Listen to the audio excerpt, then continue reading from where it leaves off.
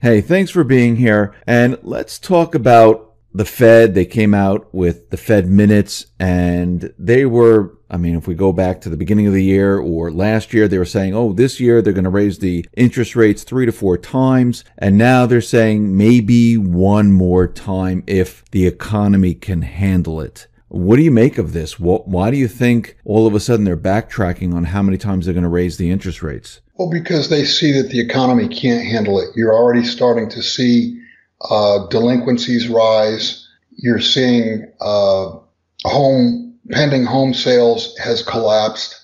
When interest rates go up, that's what we're talking about, is an over-leveraged to the point of never being this leveraged before economy and financial system. And what would they expect with raising rates onto that?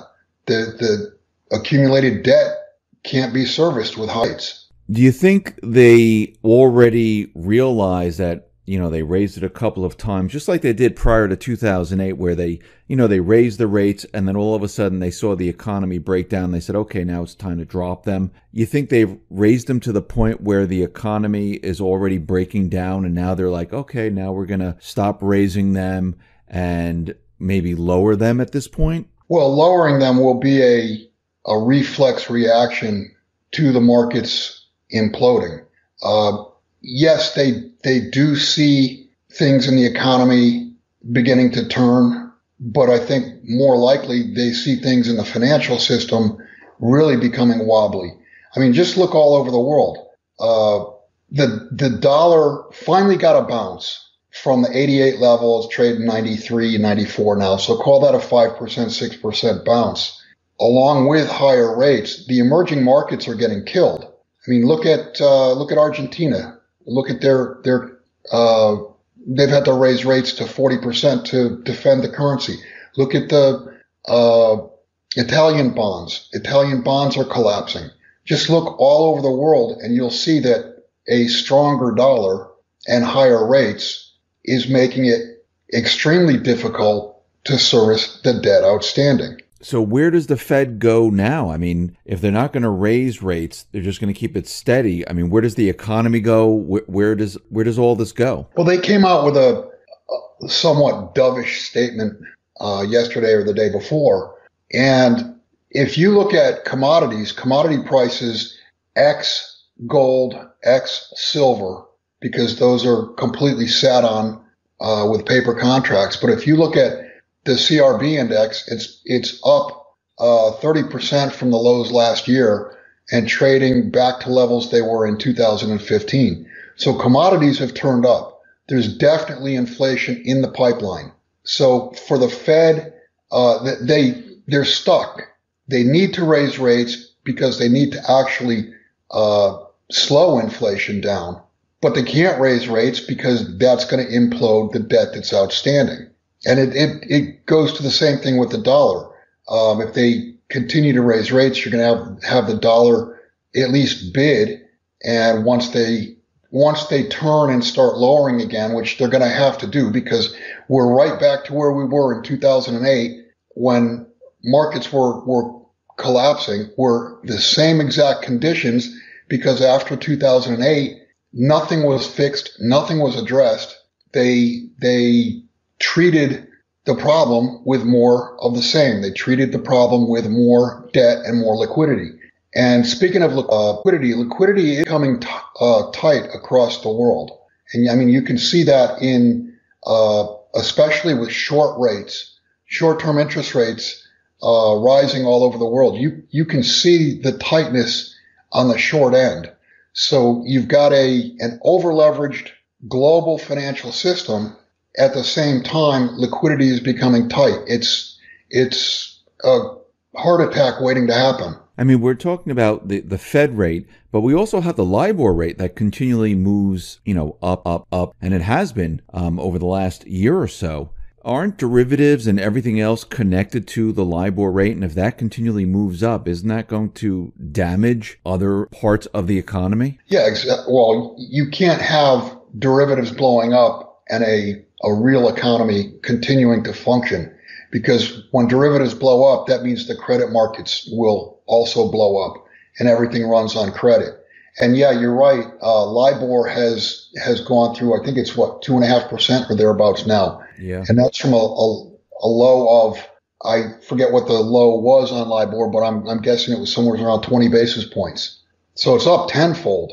So with LIBOR continually moving up, I mean, I guess the Fed, they can't control it. I mean, it's just moving up on its own. Well, central banks can pump liquidity into the system to push it down, but like I said, they're stuck. You've seen the bottom in commodities, and they've turned higher. So if they pump more liquidity into the system to push short-term rates down, you're going to get runaway inflation in real goods. But the Fed, it's like the facade is being pulled back by reality. The reality of stuff costs more now, and they can't. The deflationary shock after 2008, 2009 was addressed with massive amounts of liquidity, and those massive amounts of liquidity did not bid up. They supported, but did not really bid up real assets.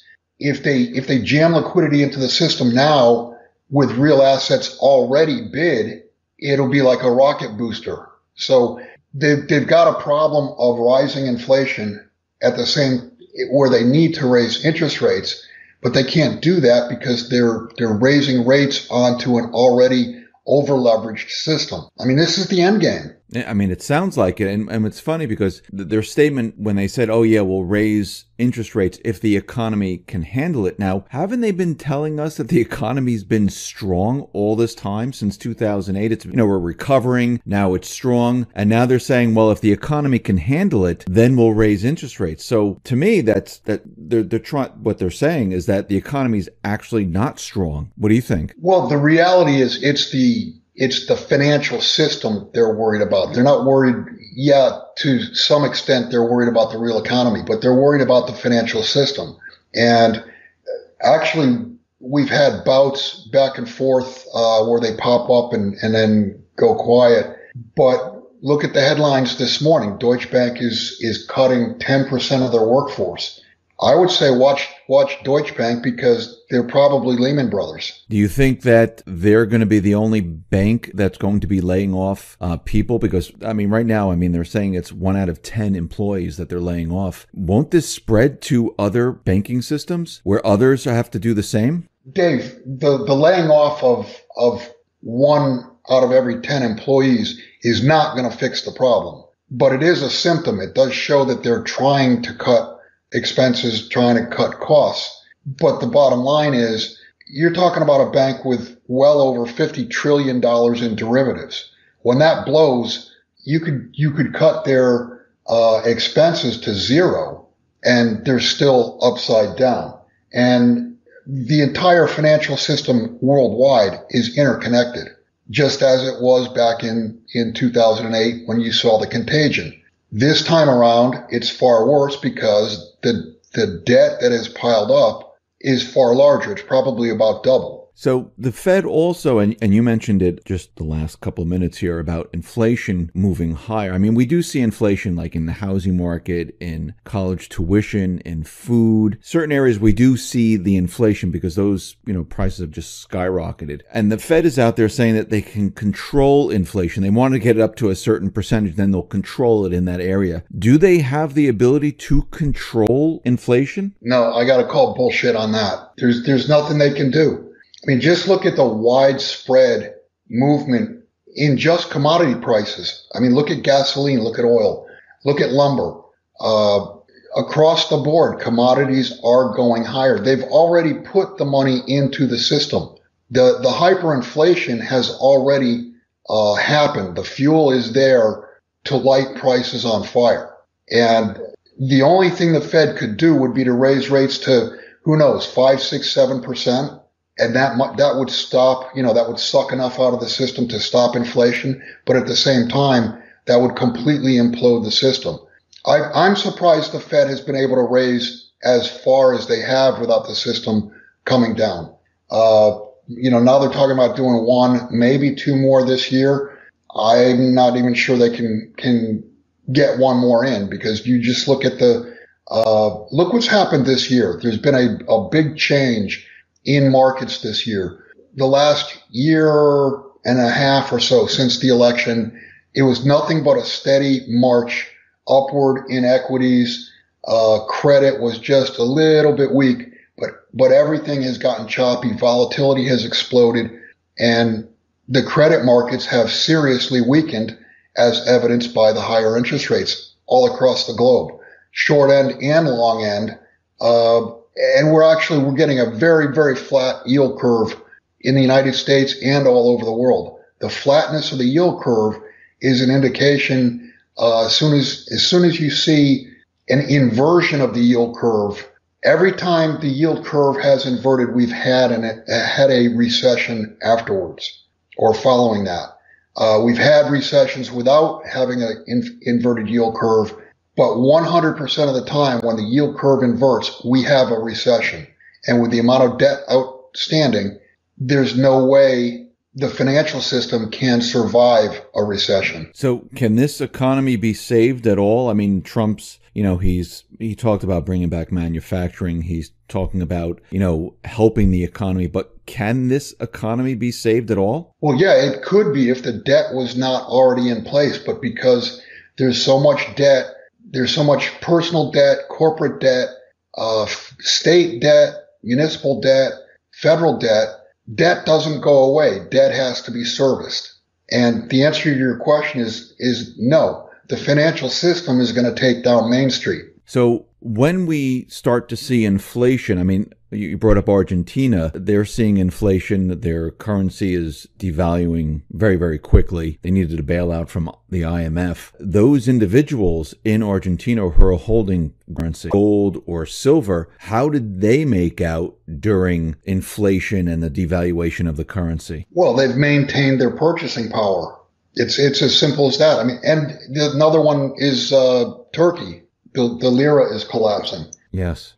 That's the idea behind gold and silver. Gold you store your wealth in, and silver you use a tenth of an ounce of silver or less to go buy eggs or to buy gasoline or to buy whatever products may be available. But hyperinflation also creates scarcity because you have people hoarding things when they can get it and trying to get rid of the currency as fast as they can. Now, I'm also hearing rumors that it's kind of tough to get institutional gold. Are you hearing that also, where it's not, I'm not talking about the, the coins and stuff from your local dealer. I'm talking about the bars. I'm hearing that it's a little tough to get the amount that you need. Well, you can see backwardation in London, and that shows you that, yes, it is difficult. And speaking of London, so far just this year, COMEX has sent 1.3 billion ounces in EFP contracts over to London to be delivered, and roughly 100 million ounces of gold in EFP contracts. That is more than total global production for 1 year. And they've done that in 4.5 months. So that's a fraud.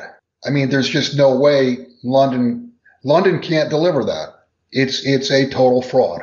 And we know COMEX can't deliver it. Just look at their inventories. I mean, what do they have? 500,000 ounces of gold versus the 100 million ounces that they've transferred over to London.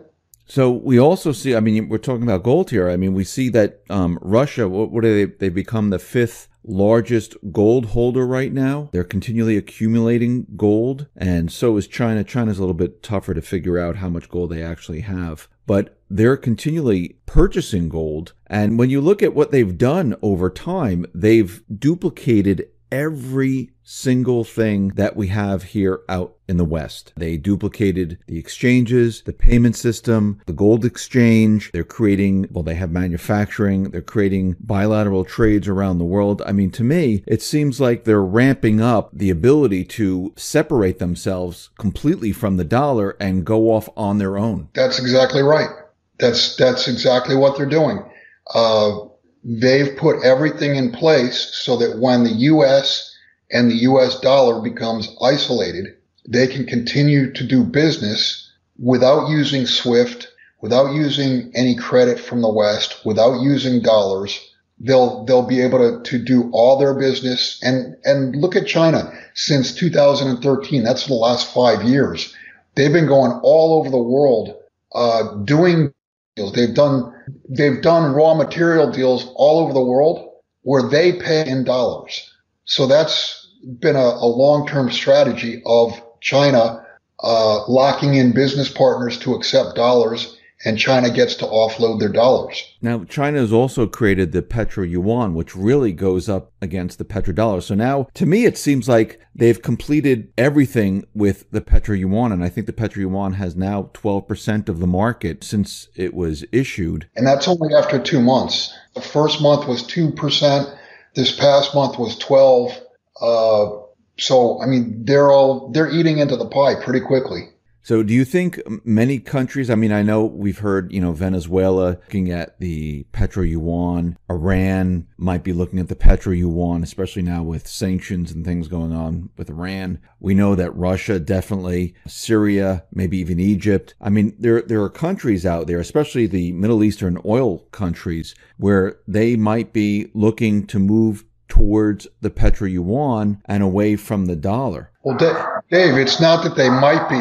They are. I mean, they are going to use the petro-yuan. They're not going to use the dollar. That's pretty clear. So as more and more of these countries, go full out and use the petro-yuan, what type of breakdown do we see here in the U.S.? Well, you should see a big drop in the forex value of the dollar, and I suspect you're going to see some type of event where the dollar reacts with a break of, say, 3 to 5 points.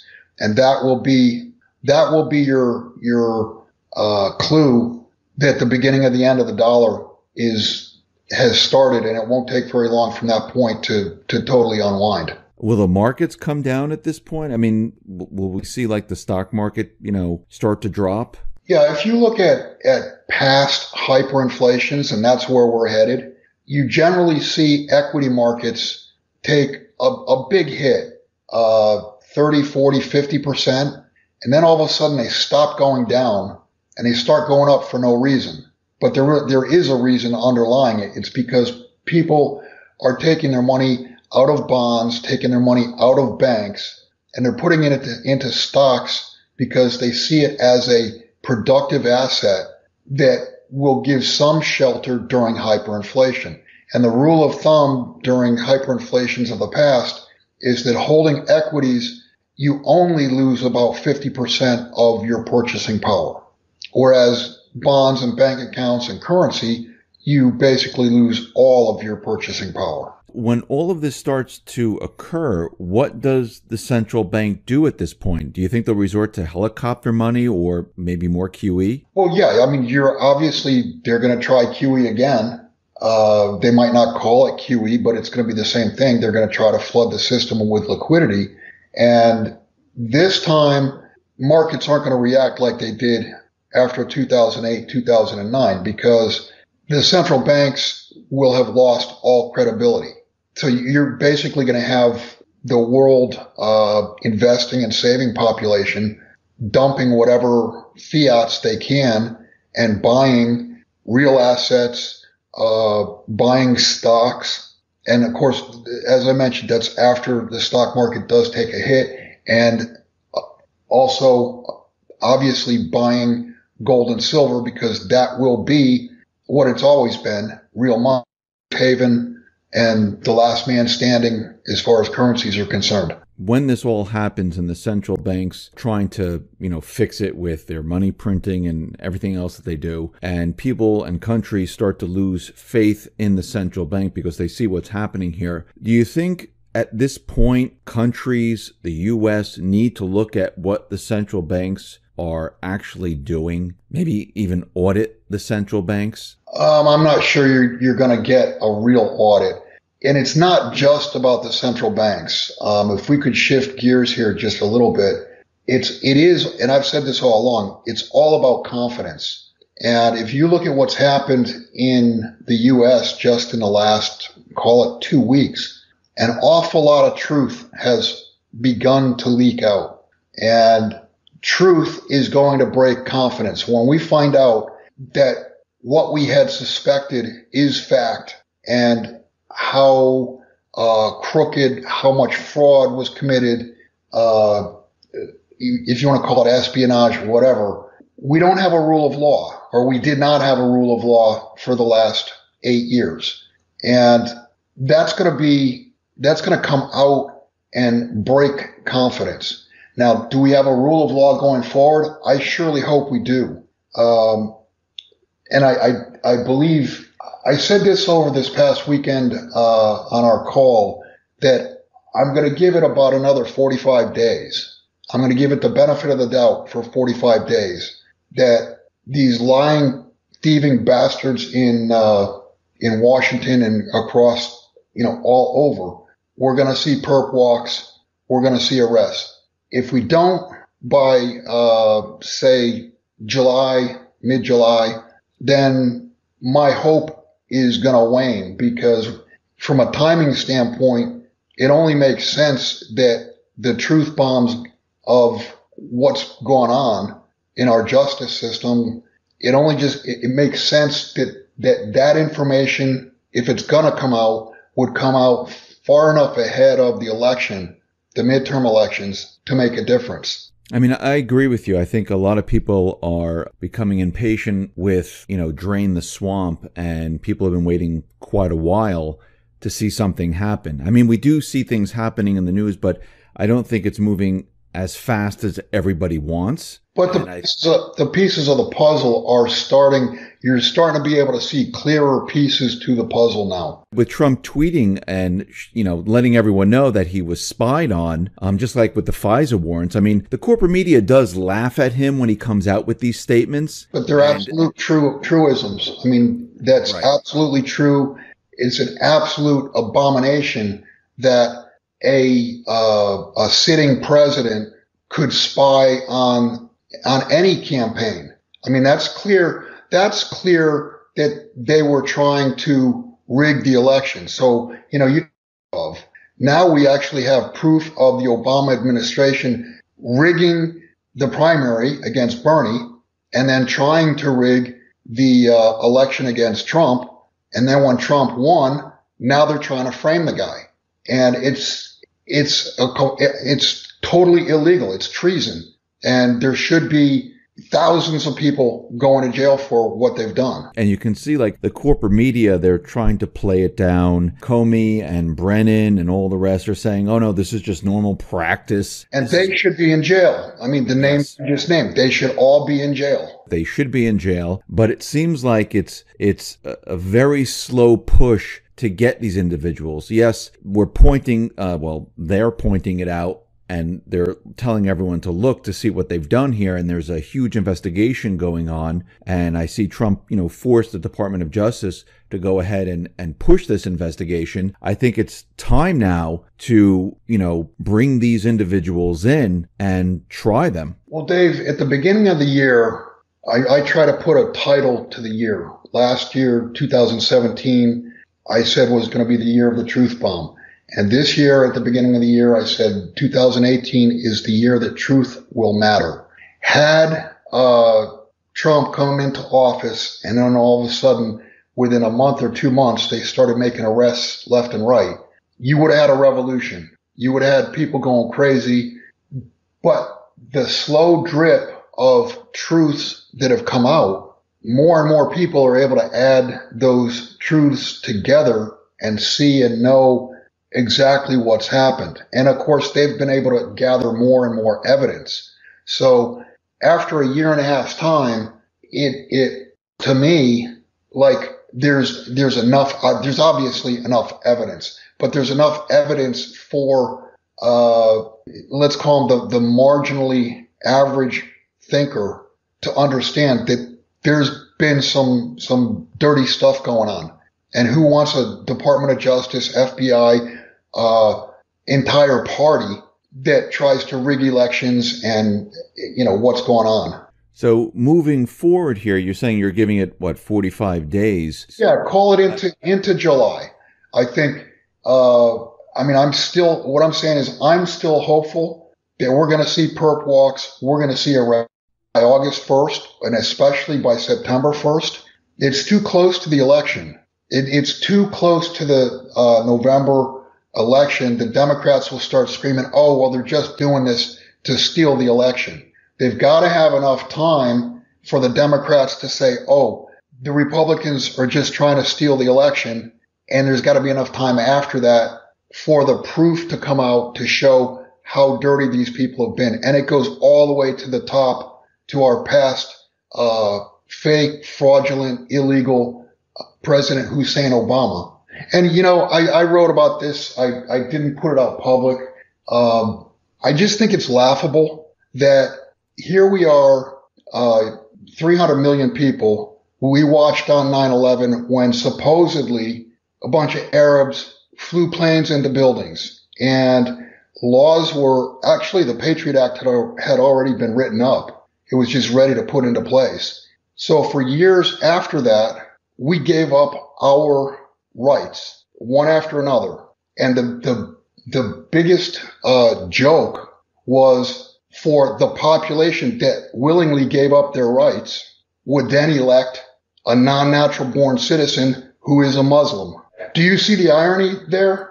Yeah. I mean, that's in your face from the elites. Do you think the proof that he is not a natural born? I know Sheriff Arpaio. He was investigating this, and there's many different documents that he has to show that the birth certificate was falsified. Do you think that truth would ever come out? One could only hope. If it does come out that it was falsified and he wasn't a natural born citizen, what do they do at that point? That's a massive constitutional crisis, because every time he signed his name is null and void. And, you know, I don't think it's just that. There's so many things, so many illegal things that happened during the Obama administration that I think that will be, assuming that there are perp walks, arrests, assuming this thing goes forward, they're going to dig up all sorts of stuff that happened as far back as 2009, 10, 11, throughout the entire administration. So, yeah, that would be an interesting piece of news that they prove. I think there's already enough proof to show that he's not. I mean, I'm convinced in my mind that he is not a natural born U.S. citizen. But that's not the core of what I hope comes out. What are you looking for? What are you looking for to come out? Think of how dirty everything is. Go back to Scalia. Scalia supposedly died, a Supreme Court justice, and they don't do an autopsy? I mean, that's absurd. And the tarmac meeting between Bill Clinton and Lynch. I mean, there's too much of a list to even name, but there's so much dirt in the FBI, in the CIA, in the DOJ, the White House, you name it. I mean, think about Obamacare. The guy who wrote Obamacare, what was it, a year or 2 years after it was passed, made the comment, yeah, well, it was meant to fail. And the article that I wrote for subscribers was titled, "Nobody Could Be This Stupid." And what I was getting at is we've been purposely run in a ditch. There's no way a little kid that gets an allowance each week understands that they can't spend more than what their allowance is. But we have adults that have run deficits every year since 1960. This country has been purposely run into a ditch by the elites because they wanted to bring forth a new world order. But they couldn't do that with the American population standing in their way. So how best to get rid of the United States as an obstacle? Bankrupt it. And that's what they've done. They've bankrupted this country financially, morally, socially, every way possible. Can the country be saved now? I think it's got to be torn down before you can build it back up again. I don't think you can turn it around without tearing it down. So you mean imploding the economic system, Yeah, you've got to resetting everything. Right. Yeah, that's the word, reset. You've got to reset everything. You got to wipe everything out, wipe everything clean, and then go forward with a true, real rule of law that pertains to everyone, not just the top, 1% or 1/10 of 1%.